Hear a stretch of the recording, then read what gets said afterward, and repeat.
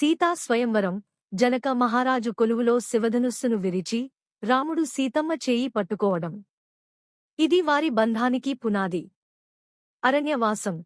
తండ్రి దశరథుడి మాటకోసం రాముడు అడవికి వెళ్తుంటే రాజభోగాలను వదిలి సీతమ్మ రాముడిని అనుసరించడం. వారి మధ్య ఉన్న అచంచలమైన ప్రేమకు ఇది నిదర్శనం. బంగారు లేడి.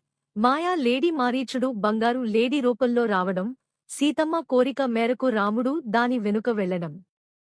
ఇది కథలో పెద్ద మలుపు. సీతాపహరణం. రాముడు లేని సమయంలో రావణుడు భిక్షువు రూపంలో వచ్చి సీతమ్మను లంకకు ఎత్తుకెళ్లడం. రామరావణ యుద్ధం.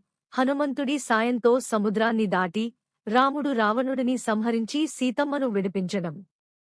అయోధ్య పట్టాభిషేకం.